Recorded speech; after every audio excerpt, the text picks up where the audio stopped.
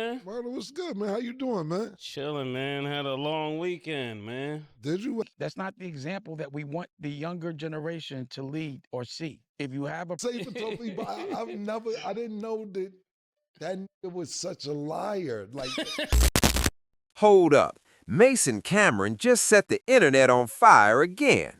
They didn't let Dame Dash's latest interview slide for a second and fired back, ripping into what they call fake claims and a messy past without blinking.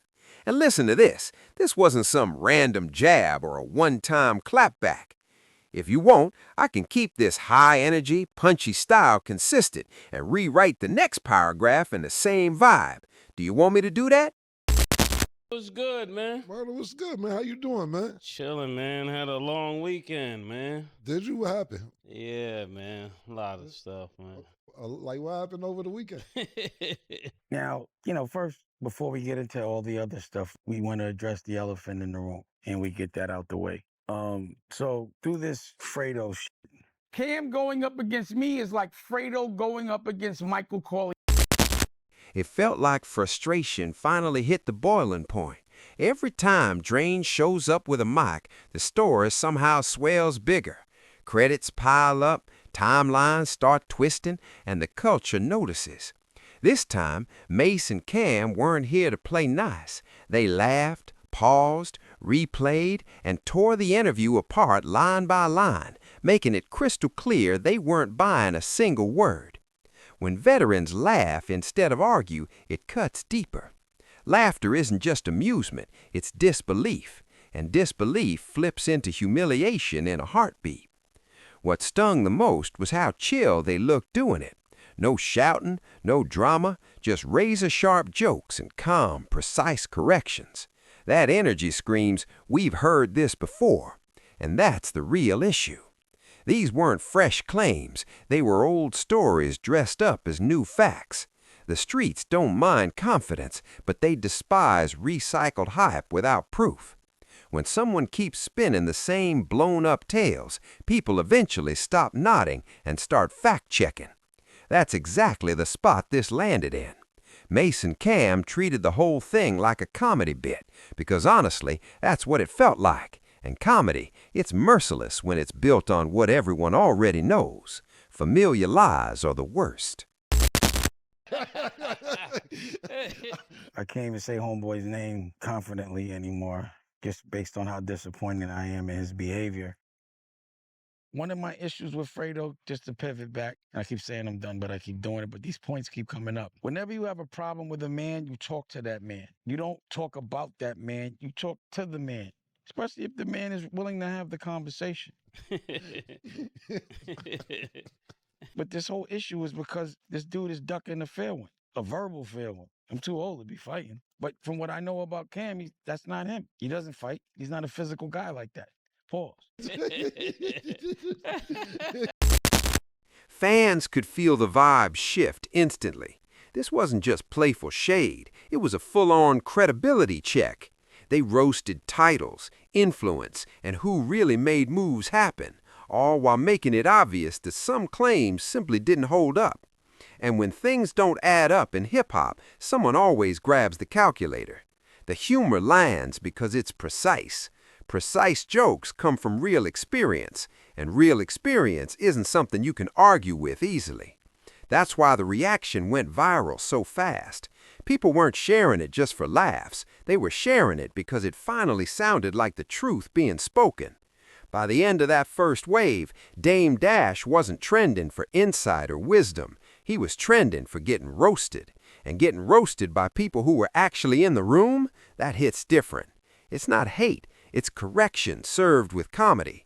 That's when the embarrassment sneaks in quietly, not through insults, but the realization that nobody's nodding anymore. The room is laughing, but That's not the example that we want the younger generation to lead or see. If you have a problem with someone, you talk to them, period. It avoids a lot of problems. Men speak. men, even if I know it might be a difficult conversation, you still have it. As long as people don't get overly disrespectful, especially when it's someone that you love or someone that's looked out for him, you got to give them grace. You never believe a liar when the liar calls someone else a liar. It's just like an oxymoron. You know what I mean?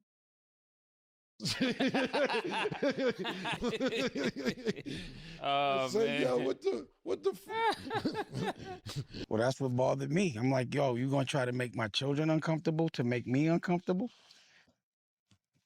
That's what a flea does, not a fly guy, a little nasty, disgusting, dirty flea.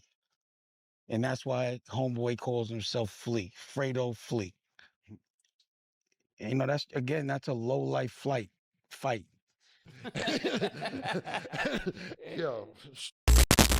As the clips kept spreading, the roast grew into something way deeper, because people realized this wasn't just about one interview. It was about a repeating pattern. Mase and Cam weren't reacting to a single line. They were calling out years of blown-up storytelling that kept popping up every time Dame grabbed a mic. The culture started connecting the dots. Same stories, same flexes, same I'm the mastermind vibes. When someone keeps claiming credit for whole eras, whole movements, and every success, eventually people start asking, if that's true, why do the receipts tell a different story? That question hung heavy in the air. What made this takedown brutal was how effortlessly Mase and Cam shredded the narrative. They didn't need charts or timelines flashing on screen. They relied on memory. And memory's deadly when it's shared. When multiple people remember things differently than the story being pushed, the story crumbles. The laughs came from recognition. Fans spot the gaps, the stretches, the moments where reality got polished just a little too much, and once recognition hits, the damage is done. You never told me about you and Big L and Dame being in the car. Wow, yeah, yo, I seen that. I didn't know me, Big L, and Dame was in the car together. And he told us right then and there that he would put himself in PC. Dad, I'm putting myself in PC. Me and Big L like, what? What? I didn't even know that me, Big L, and Dame have ever been in the car together. Oh, man. You know what's great? I was going to save that for my show because I didn't want to get into this. So we went to the side and was like, you know, afterwards we were laughing, but we were like, I was like, I will never hustle with him. He's a ball player and he does music. So I never really, he's a civilian. But you can't be saying you the best that ever did it in Harlem and you never sold drugs. And if you had to go to Ohio after you was a rapper, that's not the best that ever did it. How dare you say some shit? The jokes kept hitting because they had layers. On the surface, they were hilarious. Beneath that, they were exposing how history gets rewritten when people talk long enough without anyone pushing back. Well, pushback finally showed up, and it didn't show up angry, it showed up entertained.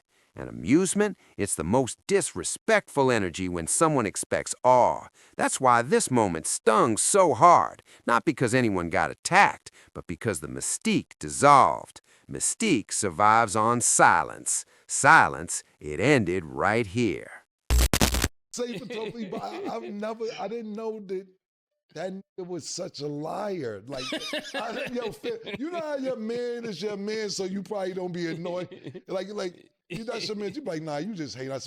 I didn't know this nigga lied like that, man. Fans also noticed how often Dame's interviews turn into self-celebration instead of real reflection. Self-celebration works when it's paired with honesty. When that balance disappears, celebration just reads as ego. Ego invites checking. Checking invites jokes. And jokes, they invite viral moments. That cycle played out perfectly here. Every time Dame tried to sound bigger, Mase and Cam snapped the claims back down to size with punchy one-liners that cut through all the noise. By now, the culture wasn't asking if the claims were inflated. They were asking why the inflation keeps happening. Is it for relevance? Is it habit? Is it believe in your own press? Whatever the reason, the result was the same. The interview backfired. Instead of building the image, it invited scrutiny. And scrutiny doesn't care about feelings. Scrutiny cares about consistency, and when consistency is missing, credibility takes the hit. And you know, again, a liar calling someone else a liar that's only known for telling the truth. He himself said, I don't know you for lying, so why would I start lying now over him? We don't fold. We have a pride. We're bosses, right? Yep.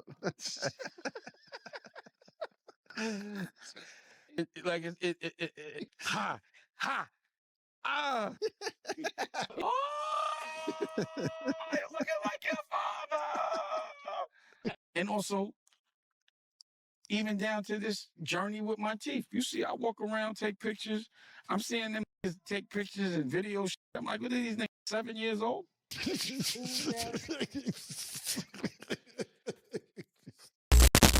As the laughter died down and turned into conversation, the moment evolved into a bigger discussion about revisionist history in hip-hop. Because this isn't the first time someone tried to rewrite their role.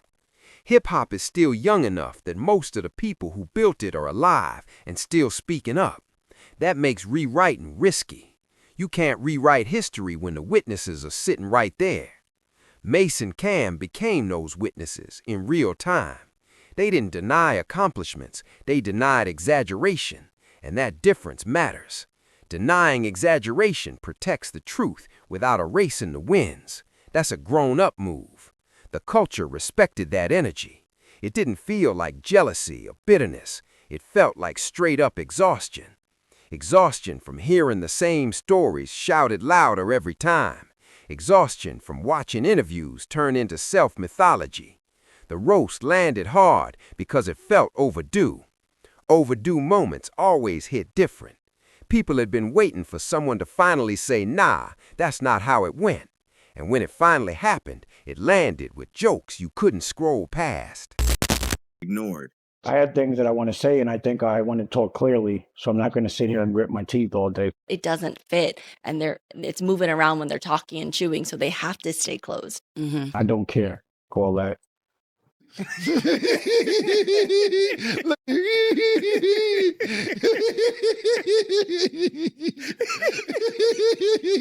He's a Stugats.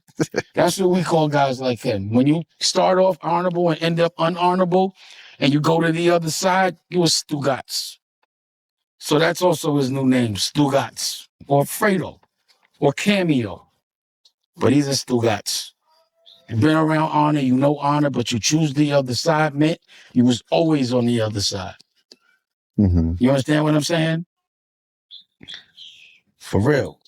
I do want to issue an apology, though, that without putting hands on nobody, without nobody physically getting harmed, without me doing any damage to anybody, family, or anything like that physically, that I mentally torture these niggas, man. I'm sorry. I'm so sorry. I didn't know I do this to these niggas. That it goes on for months and years. That I mentally abuse you by just being me. Another reason this landed so hard is that audiences are sharper now. They don't just watch interviews, they dissect them. They compare clips, they remember old statements. The internet keeps receipts forever. Dame's words from years ago didn't vanish, they stacked up. And when they didn't match, the contradictions became content. Mase and Cam didn't invent the contradictions, they spotlighted them. Spotting is enough. Once it's highlighted, everyone sees it. The moment also showed how power dynamics are changing. Titles and reputations no longer automatically shut people up. People question narratives now, even when they come from big names. That shift is uncomfortable for anyone used to unchecked authority, but is healthy for the culture. Healthy cultures self-correct. This was self-correction in motion. By now, the scandal wasn't really about Dame Dash anymore. It was about how often loud storytelling goes unchallenged until it can't be ignored. The culture learned a lesson here. Speak confidently, yes, but speak accurately. Because confidence without accuracy turns into comedy, and comedy is ruthless when aimed at ego. In the end, this wasn't just another viral roast. It was a reminder that hip-hop keeps its own scorecard, and that scorecard gets checked publicly when stories drift too far from reality. Mase and Cam didn't destroy anyone. They stripped away exaggeration and let the facts stand. That hurts more than insults. Insults fade, facts linger. The humiliation came from watching confidence meet correction in real time. Correction always wins. And the aftermath? That's what really counts. Future interviews will be watched closer. Claims will be weighed heavier. Audiences won't just nod anymore. They'll listen with questions. That's the real impact of moments like this. They change how people absorb information. That change doesn't benefit one person. It benefits the culture as a whole. A culture that values truth over hype lasts longer. This moment also reinforced a simple truth. You can talk yourself into relevance, but you can also talk yourself into scrutiny. And once scrutiny lands, every word matters. Mase and Cam didn't have to shout. They let the contradictions do the work. And those contradictions spoke loud enough on their own. That's how credibility checks happen now. Calmly, publicly, and with receipts floating in the background. Hip-hop has always balanced bravado with accountability. Bravado builds stars. Accountability keeps them honest. This moment leaned hard into accountability, not to cancel, but to correct.